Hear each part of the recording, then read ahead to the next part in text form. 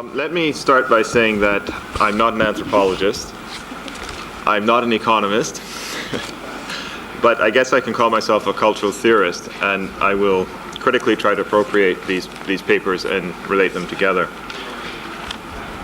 I'm particularly interested then in the problem of a cultural theory from the point of view of politics and socioeconomic change, and that seems to be something that is behind all these papers at some level.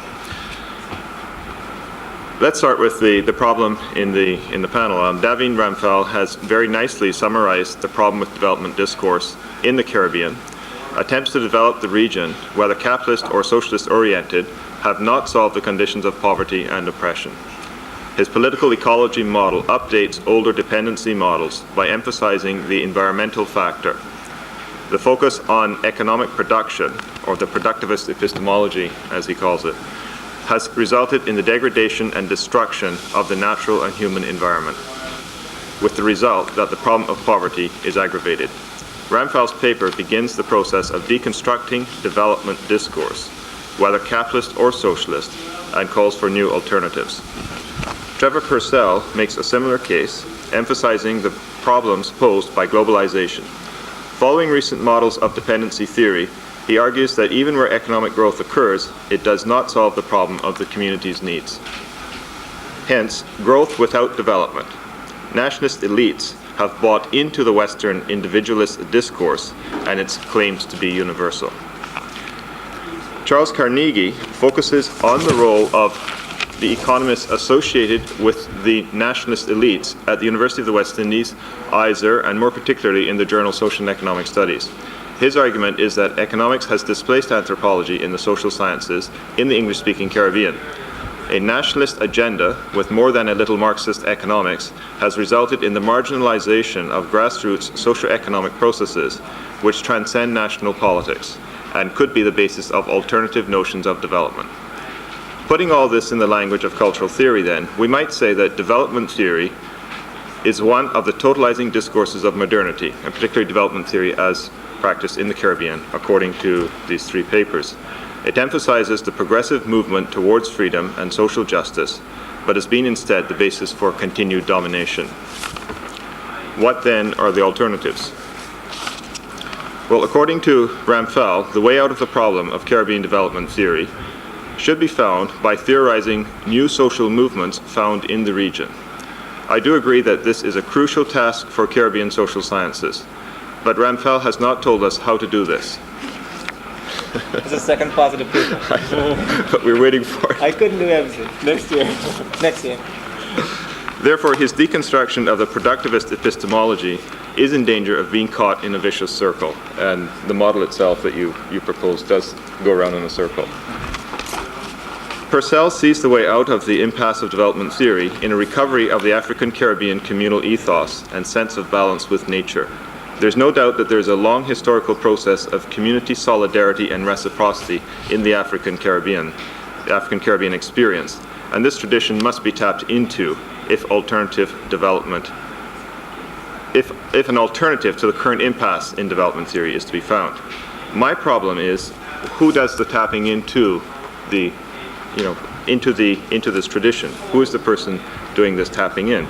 If the anthropologist has the knowledge which will make social intervention for change possible, then I fear that Purcell's alternative is at the mercy of a knowledgeable and powerful elite.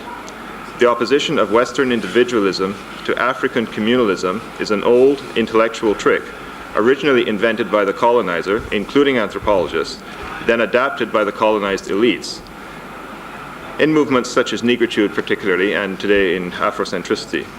Contemporary post-colonial theorists are working with the more difficult task of how to act from within a specific historical place without retreating to romantic positions.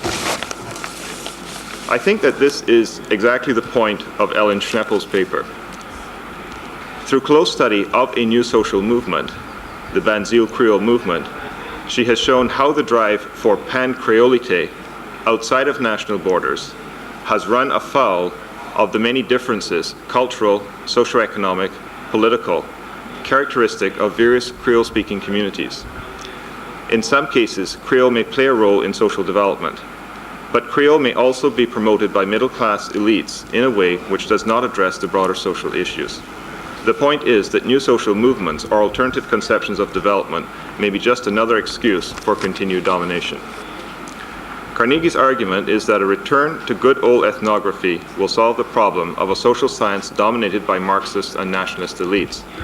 No one can deny the importance of ethnographic research, but of what kind and for what purpose? I fear that Carnegie is asking for a return to a specific brand of ethnographic writing, obviously the one in which he himself was trained. But what about the alternatives, such as post-structuralists and critical anthropology? There is no one anthropological method.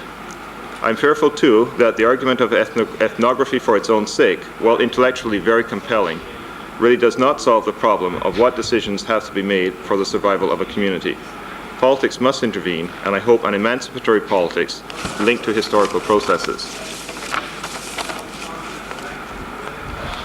If not, then ethnography is indeed exactly what the colonial administrators believed it should be, a form of knowledge which would allow them to keep the natives in their place. It matters not that the anthropologist may be native in the post-colonial world. What is, let me just pause. So just a few summary comments. What directions do we have then in terms of an alternative approach to development? We have begun to work this through on this panel, but we haven't solved it, and of course it's not going to be solved today. We have not raised the issue of the role of women, which is something that must be dealt with.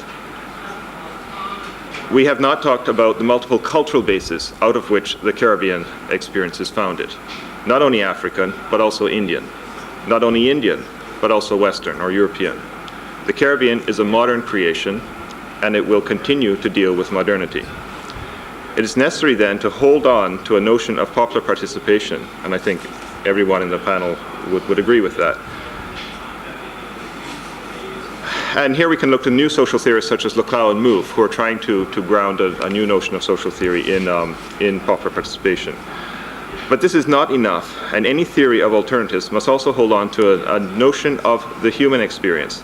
And here I pick up the comment that Davin made earlier about using someone like Habermas and the notion of the theory of communicative action, which holds on to this sense of the human community. But this entails a continuing recognition of the problems of social injustice and the need to address this with due attention to environmental considerations. What I'm talking about is neither allegiance to the Western modernist project nor rejection of it, but what Habermas, Houston Baker, Edward Said, and others call an emancipatory counter-discourse of modernity. This means that we must return to some of our own cultural theorists and critical theorists, such as C.L.R. James, Frantz Fanon, and begin to recover their work and build on it in light of the contemporary situation.